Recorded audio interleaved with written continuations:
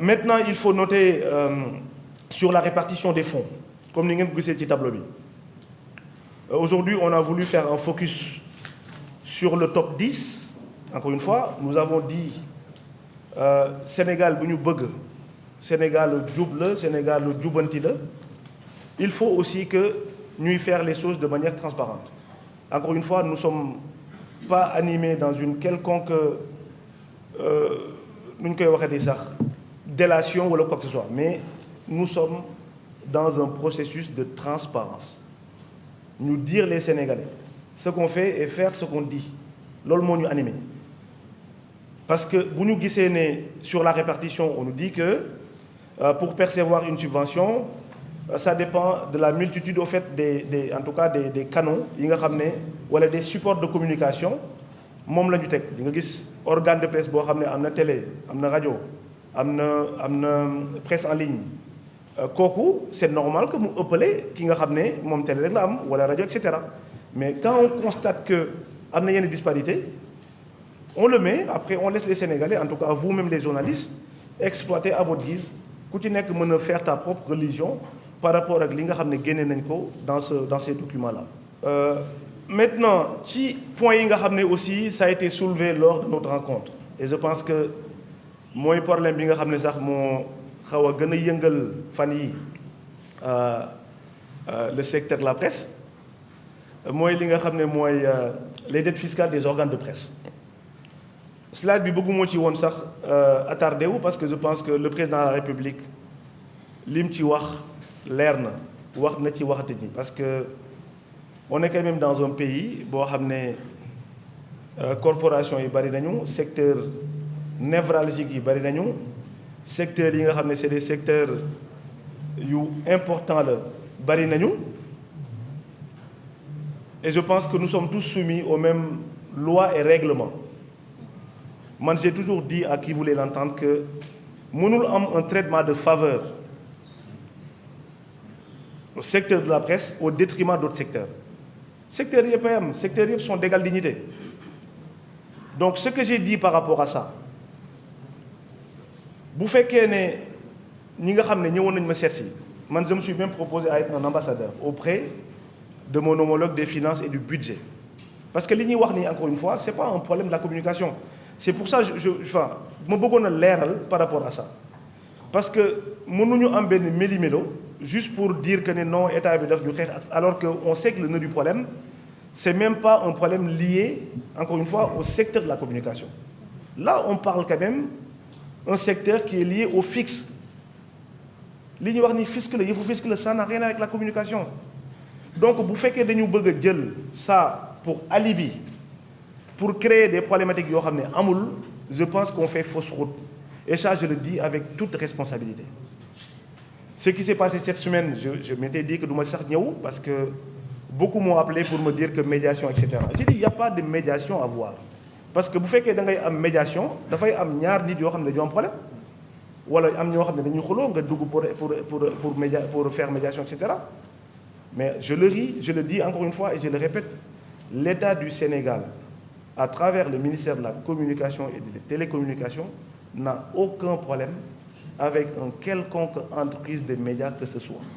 Lors de ko bëgg wax waxat ko mu leer État Sénégal amul problème avec le secteur de la presse.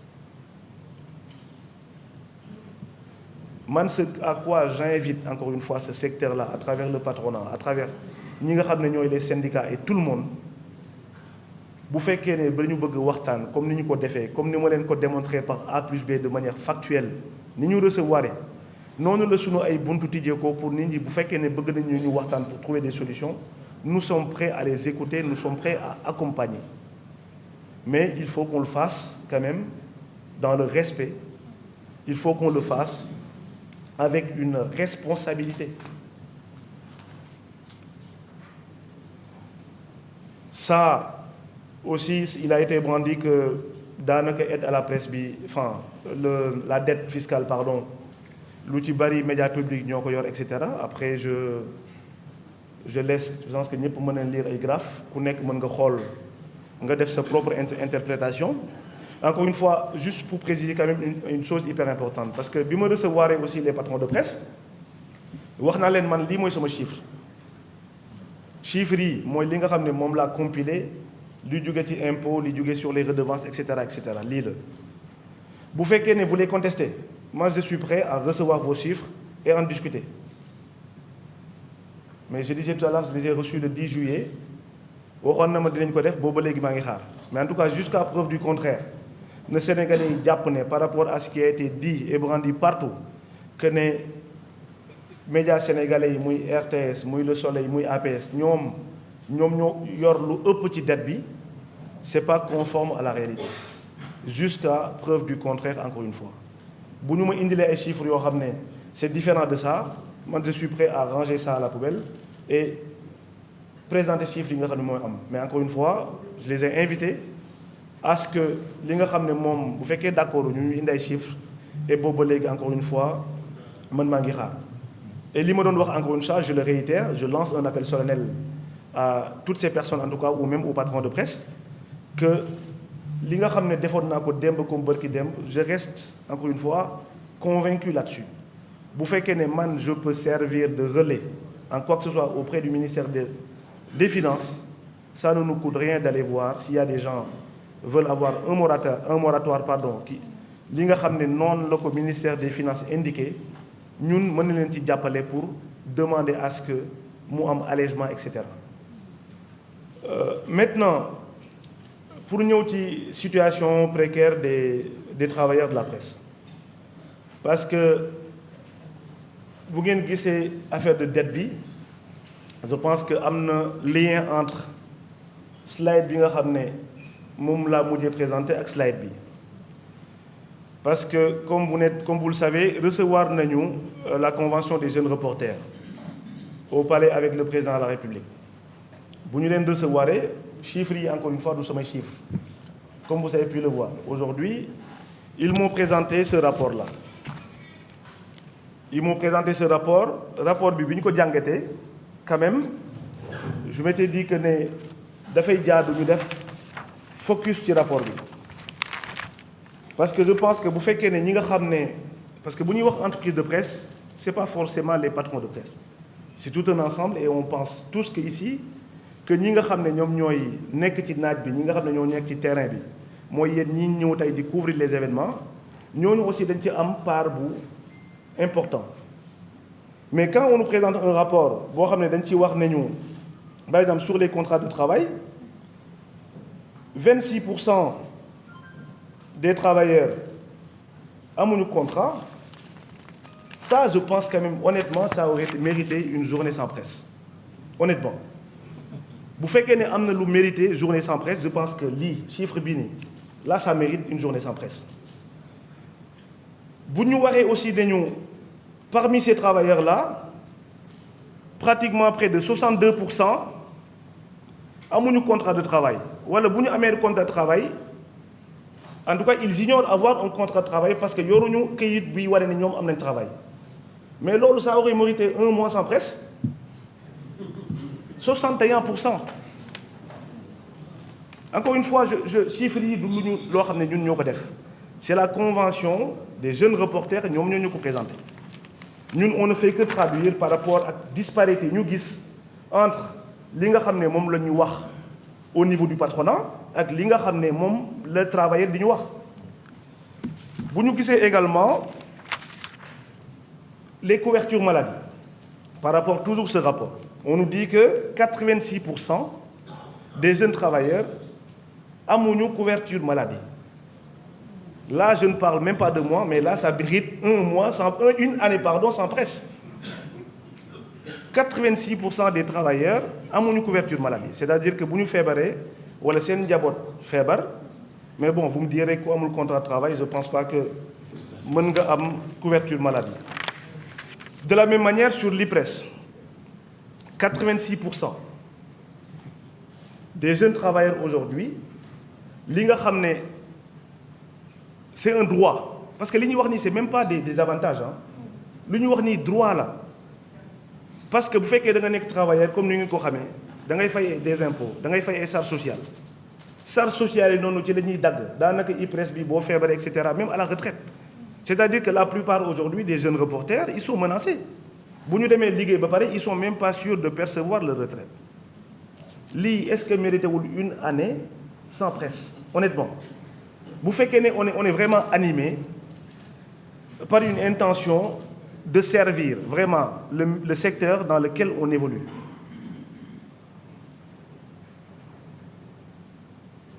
Moo tax je pense que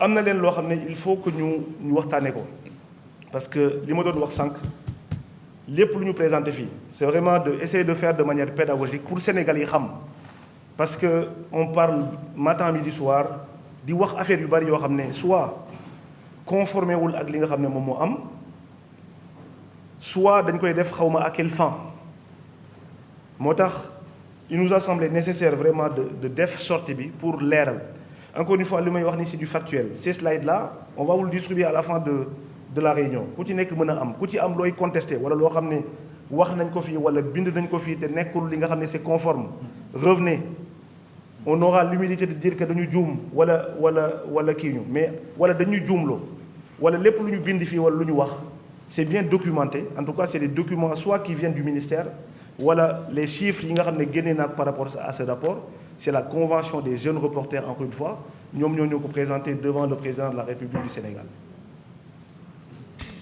Maintenant pour poursuivre par rapport ak les travaux à réaliser ak travaux yi nga xam ne ñoo nekk en cours toujours li nga xam ne amoon na ci discussion yu ñu am ak les organismes de la presse yi nga xam ne recevoir nañ leen wax nañ ci assise de la presse parce que lors bi nga xam ne la première fois que j'ai rencontré les organisations syndicales wala même patronales à travers la CAP je parle sous le contrôle de Mamadou Thior je leur ai dit que man j'étais peut-être le ministre de la communication le plus changeux ñu ne ma pourquoi man leen parce que bi ma ñëwee dañ ma jox un dossier ne ma l'État du Sénégal dafa financer à hauteur de 50 millions pour que les acteurs de la presse puissent faire leur assise de la presse et pour nous présenter un rapport. Man je m'étais dit que j'avais même pas besoin de faire une feuille de route parce que feuille de route bi encore une fois ce serait déjà tracé ou tracé à 80% par les organismes qui évoluent dans le secteur. Boobu ba léegi maa ngi xaar mënu moon toog aussi xaar indéfiniment te teguñu ay jéego loolu moo waral plateforme bi derrière parce que jàpp naa ne il aurait été beaucoup plus facile et ça je l'ai dit encore devant tout le monde je l'ai dit que li nga xam ne moom moo nekk ci conclusion assises yi je ne promets pas de jël lépp ñu def ko suñu feuille de route mais lépp loo xam ne d'accord nañ ci dinañ taxaw ñu leen ne lii c'est des points yoo xam ne on valide on avance li nga xam ne d'accord nañ ci dinañ la wax ne lii c'est des points yoo xam ne qui peut faire l'objet de discussions ñu jëm ci avancer pour xool nan la ñuy trouver solution li nga xam ne mënul nekk on vous dira carrément que ne mënul nekk parce que encore une fois on essaie de faire les choses de manière transparente mais surtout juste parce que loolu la ñu président de la République wax lépp lu ñuy def lu ñuy teg comme jéego na nga xam ne li nga xam ne mooy la notion de justice mu féete ci mais encore une fois maa ngi xaar toujours pour essayer de voir mais n'empêche que il faut avancer il faut teg des jéego loolu moo tax plateforme bi dinañ ci ñëwaat après pour essayer d'expliquer lan moo wundu cette plateforme là. Il y a aussi la loi d'accès à l'information bi nga xam ne le secteur de la presse ñor na leen lool ñëwaat ci nañ ci lu bari juste rek pour rassurer que le président de la République nous a instruit encore une fois par rapport à ce projet de loi du biir rek sax bi nga xam ne aujourd'hui c'est la loi qui sur les lanceurs d'alerte la loi sur la publicité lépp c'est des lois yoo xam ne ils sont en cours de finalisation bii moom pare na yàgg na mais sauf que il n'est pas porté par notre ministère c'est au niveau des ministères de la justice bi nga xam ne ñun ñoo indi ay amendement mais bis bu pare dinañ ko jël yóbbu ko fañ ko war a yóbbu maintenant charge aux députés en tout cas de voter une loi comme ni ngeen ko xamee ñoom ñooy voter les lois ñun on fait des propositions ñu voter des lois etc. Maintenant pour ñëw ci enjeu yi parce que là c'était de faire un constat parce que mënuñu wax enjeu mënuñu wax réforme sans ñëwuñu ci constat yi encore une fois je me permets de répéter dañ ko def pour que Sénégal yëpp mën a xam fan la ñu jógee ak ñun fan la ñu jëlee ministère bi ak fan la ñu bëgg a dem wax aussi li nga xam ne yoroon nañ ko càmbar nañ ko ci yan conditions ci yan anam lañ ko càmbaree. Maintenant on va pas s'arrêter en si bon chemin parce que encore une fois c'est un secteur boo xam ne ñun nous croyons à ce secteur. On sait que potentialité yi am ci secteur bi explorer wuñ ko comme il se doit parce que man jàpp naa ne 1,9 milliard xaalis bu bari la suñu xaalis. Mais ça, c'est mon intime conviction, développer le secteur des médias. C'est trop peu pour développer le secteur des médias. Maintenant, sur les enjeux, comme on l'a dit tout à l'heure, il y a un besoin de restructurer les entreprises de la presse afin de les aider, afin de les rendre plus autonomes et plus viables. Tout à l'heure, je vais wax amna entreprise yu presse bari nañu. Bon, par rapport proportion population organes de médias, on est là, mais encore une fois, tant que ça respecte les conditions, moi ça ne me gêne pas. L'idée c'est d'avoir un secteur structuré, qu'on puisse savoir kan mooy def lan, pour essayer demain de faire en sorte de les aider à se développer. Parce que bu ñu ko deful loolu mooy suñu rôle premier, et je l'ai toujours dit. J'ai dit au patron de presse, au lieu de à chaque fois bypasser les ministères, parce que l'interlocuteur premier, c'est le ministère des Communications.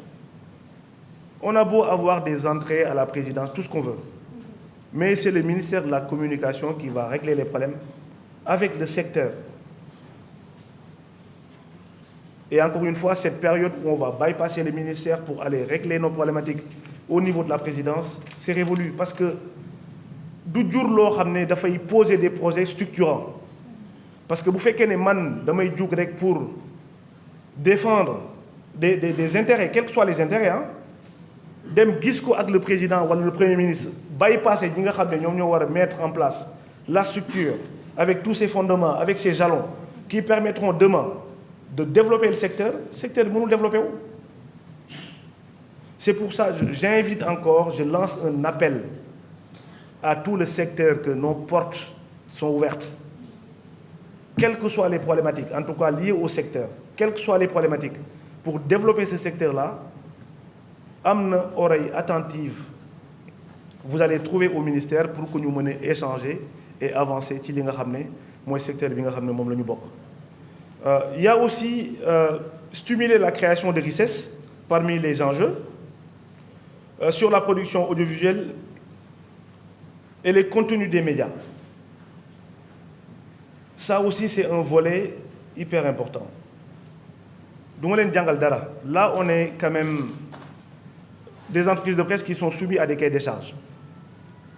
Aujourd'hui, je pense qu'à travers ce secteur-là, il nous faut repenser le contenu.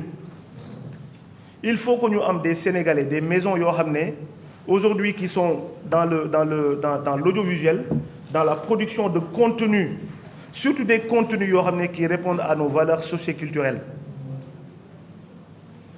Loolu du ay étrangers ñoo ñëw di ko def, ce sont les Sénégalais qui vont faire ces propositions-là. Demain, il faut qu'on puisse avoir des contenus qui nous ressemblent. Man bëgguma jóge ci département ministériel bi te bëgguma gis à la RTS et dans toutes les télés privées qu'on puisse nous proposer des contenus qui nous ressemblent. Des contenus en adéquation avec nos valeurs socioculturelles. Bëgguma sama doom suba buy seetaan dessin animé muy seetaan koo xam ne nit bu ñuul la avec des cheveux crépus. Moo tax dinañu xool def ay jéego par rapport à la régulation. C'est hyper important parce que le contenu aussi il faut ñu wax ci. Parce que dafa nekk benn moyen de communication boo xam ne bu am solo la. Li ñuy véhiculer à travers nos télés, li ñuy véhiculer à travers nos radios dafa nekk loo xam ne lu war a dëppoo la ak sunu façon nekkin ak sunu façon doxalin. Et loolu encore une fois fu muy jaar mooy ñu développer ce secteur que des Sénégalais yoo xam ne ils sont hyper ingénieux ñu mën ñu proposer des contenus yoo xam ne moom la ñuy yaree sunu ay doom. Que de consommer à longueur de journée contenu boo xam ne non seulement ça nous ressemble pas c'est fait pas par nous et que derrière xam nañ ne apport bu muy am wala conséquences yu mën a am sunu njaboot mën na nekk des conséquences yoo xam ne désastreuses la. Il y a aussi enfin, voilà, ça permettra vraiment de stimuler l'emploi. Parce que le secteur c'est pourvoyeur d'emploi. Je pense qu'il y a pas mal de niches qui peuvent explorer pour essayer de permettre en sorte que demain, que précarité, les jeunes reporters, les jeunes journalistes, qu'ils puissent vivre de leur art, qu'ils puissent avoir en tout cas des moyens de pouvoir avoir un salaire décent, salaire qui leur permettra de vivre convenablement. Ça, c'est important pour nous. Maintenant, nous avons ci réforme. Ça, c'est la plateforme, mais on y reviendra à la fin. Pour nous, ci réforme engagé dans le secteur des médias. Il faut qu'on revoie le cadre réglementaire. Parce qu'on a beau créer des FADP, mais le cadre réglementaire, et le secteur de la presse, la loi la loi sur l'accès à l'information, la loi sur les lanceurs d'alerte, la loi sur la publicité, il faut qu'on puisse le faire voter et passer à autre chose. Maintenant, sur les réformes, le fonds, comme nous l'avons aujourd'hui, je pense qu'il faut qu'on évolue. Il faut qu'on essaie de voir ban fonds, ban articulation lañ koy jox. Parce que c'est ma conviction, encore une fois, 1,9 milliard, c'est peu pour le secteur. Djel ko aussi, c'est de la presse. Je ne pense pas que ce soit un modèle économique viable pour permettre à notre secteur aujourd'hui de se hisser au niveau des secteurs de presse dans les pays développés. Et c'est ce notre ambition. Il y a aussi l'évolution des redevances des opérateurs et des distributeurs et des éditeurs. Ça aussi, parce que il y avait une partie qui concernait les redevances. Gis nañu sax semaine passée TDS envoyé une sommation ak ñi nga xamné fayuñu li nga xamné mom moy les frais de distribution daf koy jël diko distribuer aux médias. TDS aujourd'hui su fekkee né les opérateurs satellitaires yi nga xamné ñom ñoy tax ñu am les sillons télé su len TDS fayul Télé Sénégal dootul émettre. Donc frais de diffusion parce que gis naa ñu bari ñu wax ne redevances la c'est pas des redevances loolu état du Sénégal moom moo jël engagement pour capter cela et faire la distribution au niveau des télés. Parce qu'aujourd'hui même les montants qui sont recouvrés c'est 1 million de francs par télé par mois qui fait 12 millions l'année. Bu ñu xoolee dans la sous-région wala pays yi nga xam ne dañu jege notamment la Côte d'Ivoire, aujourd'hui ces frais d'entrée là c'est 150 millions de francs CFA. 150 millions, Sénégal c'est 12 millions. Donc quand on compare les deux montants par rapport à li nga xamné mom le TDS di recouvrer, TDS da fay recouvrer rek pour fay. Parce que je pense que mom amna enveloppe de 1 milliard de francs CFA bu muy fay les opérateurs satellitaires. Donc suñuy wax lool non aussi, il faut que nit ñi xam xaalis bi ñuy laaju ko rek pour duggal ci état bi. C'est des frais parce qu'il y a des accès qu'il faut payer, malheureusement, et qu'il faut que chacun y participe. Pour l'évolution des redevances tout à l'heure aussi, je disais que depuis que nous avons essayé d'explorer les niches dans ce monde-là. Parce que moi, je pense que le secteur, beaucoup de secteurs qui sont le secteur des médias, le secteur de l'audiovisuel, beaucoup de secteurs qui sont mais paradoxalement, Sénégal, à chaque fois qu'on parle de médias, on parle de précarité. À chaque fois qu'on parle de médias, on parle de problèmes d'argent, d'impôts à recouvrer, etc. Parce que xaalis bi mu ngi fi mais demuñu explorer xaalis bi fan la nekk wala nan lañ ko war a recouvrer et ça pose problème. Moi, je ne peux pas prendre l'argent du numérique ou des télécoms pour le mettre dans la presse. Mais aujourd'hui, il faut qu'on fasse preuve d'ingéniosité pour dem xaalis bi fu mu nekk am na fu mu nekk ñu génne ko.